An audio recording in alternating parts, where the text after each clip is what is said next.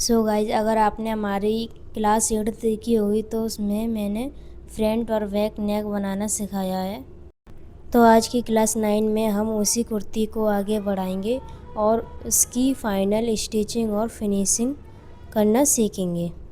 अगर आपने पहले की बाकी क्लासेज नहीं देखी हैं तो आप मेरे चैनल पे देख सकते हैं। मैंने एक प्लेलिस्ट बनाई हुई है जीरो से सिलाई सिखाने की, उसमें मैंने सारी क्लासें डाली हुई हैं, आप उसको देख सकते हैं। तो अभी मैं आपको कंदी जोड़ना सिखाऊंगी बहुत ही फिनिशिंग से और बहुत आसान तरीके से। तो देखिए दोस्तों, मैंने फ्रंट नेक में लक्की सिलाई लगाई थी लेकिन बैक नेक में नहीं लगाई, क्योंकि मैं इस पर कंदी जोड़ूंगी उसके बाद मैं लगाऊंगी। दोनों पार्ट के मुड्डे को हम एक साथ रख लेंगे अच्छे से। ये देखिए किस तरीके से मैंने रखा हुआ है। जो फ्रंट नेक है उसको बैक नेक की सिलाई पे रखा है। बुकरम को बाहर निकाल के देखिए इस तरीके से। ये बुकरम है, इसको मैं बाहर की साइड रखूँगी। अब मैं इस पर फ्रंट पार्ट रख लूँगी। देखिए इस तरीके से सिलाई के ऊपर मैंने रखा है, ठीक है।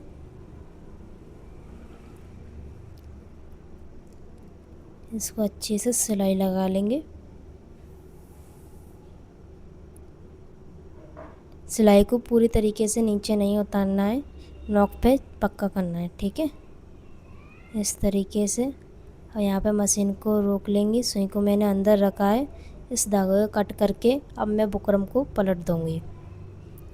देख सकते हैं इस तरीके से मैंने पलट दिया है। ऐसे ही इस साइड की भी पलट देंगे। फिर इन पर अच्छे से पक्का करके सिलाई लगा लेंगे।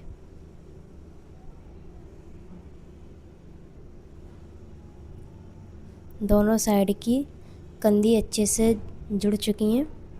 मैंने पक्की सिलाई लगा ली है, डबल डबल सिलाई, जिससे बाद में कंधी पे से सिलाई निकले नहीं। ज़्यादातर कंधी पे से सिलाई निकल जाती है, ठीक है। अब देखिए दोस्तों कितनी फिनिशिंग से मेरी कंधी जुड़ चुकी है। देखिए कितनी अच्छी लग रही है। सेम इसी तरीके से आप भी जोड़िएगा, कोई भी प्रॉब्लम नहीं आएगी। अब मैं आपको इसमें स्लिप जोड़ना सिखाऊंगी। जिस तरीके से मैंने सीखी है सेम उसी तरीके से बिगनर के अकॉर्डिंग मैं आपको सिखा रही हूँ, ठीक है। पहले मैं स्लिप की मोरी फोल्ड करूँगी। मैंने फैब्रिक को पहले सिंगल फोल्ड किया है।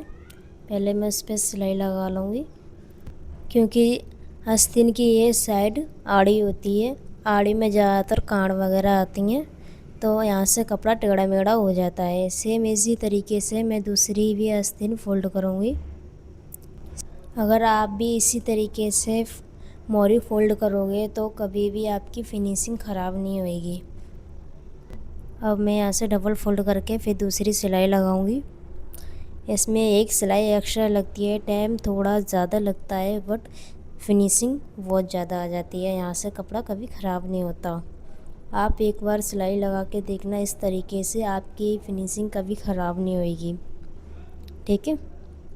मेरी दोनों बाजू पे मोरी तैयार हो चुकी हैं। अब हम इसकी बाजू अटैच करेंगे। ये देखिए इस तरीके से रख लीजिए, चेक कीजिए। जहाँ से ज़्यादा गहरा गड्ढा है वो फ्रंट पार्ट की तरफ रखा जाएगा। अब हम इसमें बाजू में सिलाई लगाएंगे।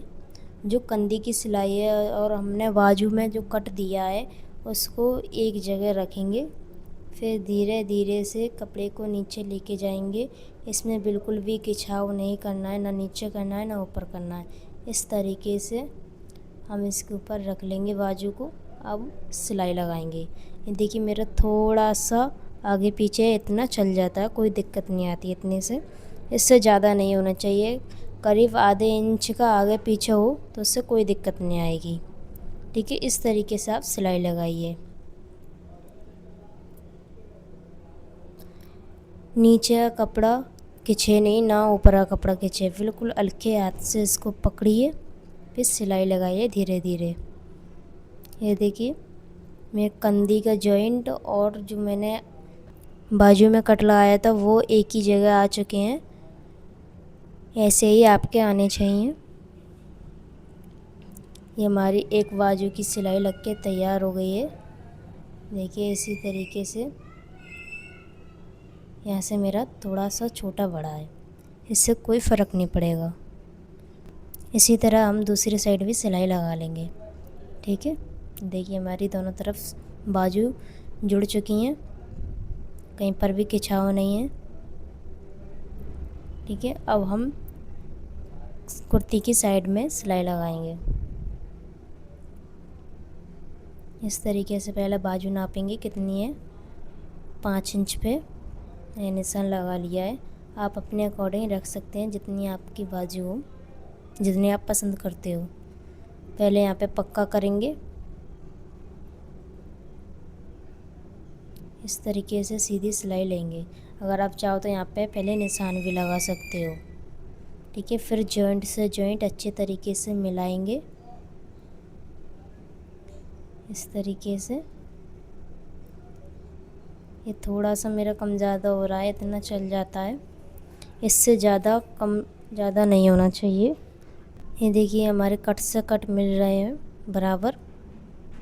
अब मैं इस पे सिलाई लगा लूँगी। इस साइड मेरे पहले से ही निशान लगे हुए हैं, जब हमने कुर्ती कटिंग की थी तभी हमारे निशान लगे थे। तो अभी मैं इसी निशान के ऊपर सिलाई लगा रही हूँ। मैंने 1.5 इंची का मार्जिन रखा हुआ था सिलाई में।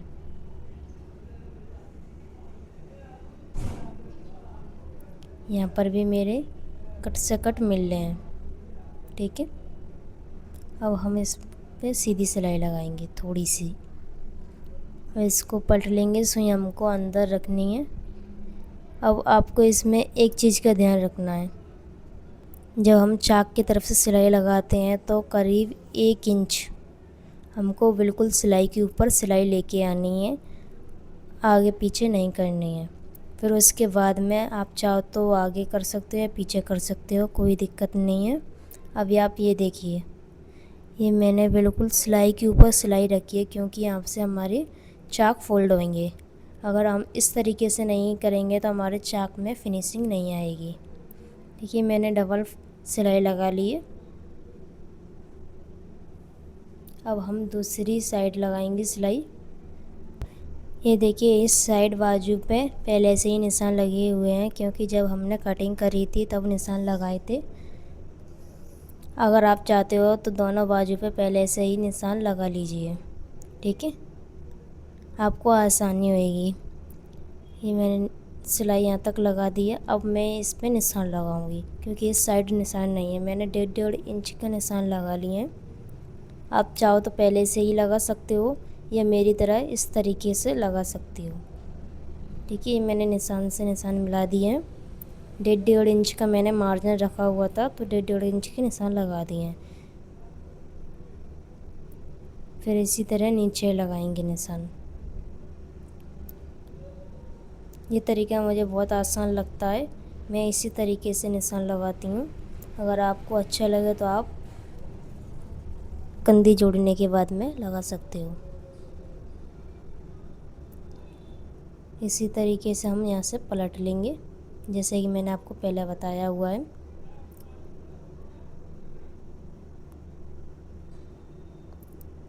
इस साइडों में हमारी सिलाई लग चुकी है। अब मैं आपको चाक फोल्ड करना बताऊंगी।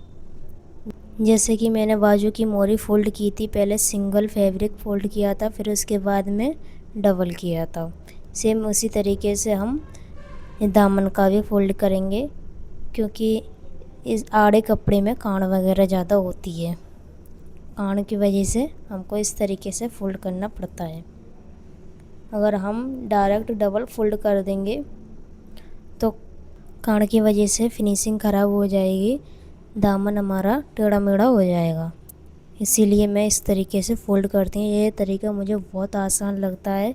जैसे कि प्लाज़ो की, ट्राउज़र की मोरी वगैरह होती हैं, मैं उसको भी इसी तरह फ़ोल्ड करती हूँ। बाजू की मोरी भी इसी तरह फ़ोल्ड करती हूँ, और नीचे का जो दामन है जो मैं अभी फ़ोल्ड कर रही हूँ वो भी मैं इसी तरीके से फ़ोल्ड करती हूँ। मुझे लगता है इसमें जहाँ ज़्यादा कान वगैरह है तो उसको इसी तरीके से फ़ोल्ड करती हूँ मैं।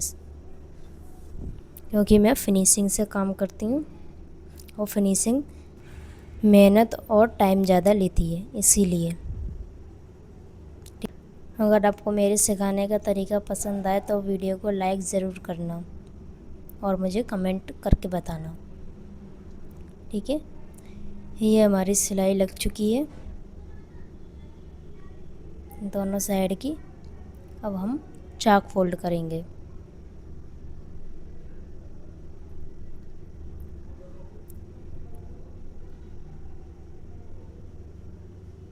इस तरीके से मोड़ लेंगे कपड़े को। देखिए, अभी मैं इस पर कच्ची सिलाई लगा रही हूँ बड़े टाके की, क्योंकि मैं तुरपाई करूँगी, फिर बाद में इस सिलाई को निकाल दूँगी तुरपाई करने के बाद। इस तरीके से हम चाक फोल्ड करते हैं। ये देखिए, इस जगह हम बूट को उठा लेते हैं और सुई को नीचे ही रखते हैं, फैब्रिक में लगा के रखते हैं। फिर हल्की सी सीधी सिलाई लेके फिर इसी तरह रखते हैं, बूट को उठा लेते हैं, फिर सुई को नीचे रखते हैं, फिर अच्छे से कपड़ा सेट करते हैं, फिर उसके बाद में सिलाई लगाते हैं। इसी तरीके से मैं दूसरे चाक भी बना लूँगी। अगर आपको मेरी वीडियो पसंद आए तो लाइक सब्सक्राइब ज़रूर करें और कमेंट करके बताना, ठीक है। ये देखिए कितनी फिनिशिंग से हमारे चाक बन चुके हैं। ऐसे ही मैं दूसरे साइड की भी चाक बना लूँगी।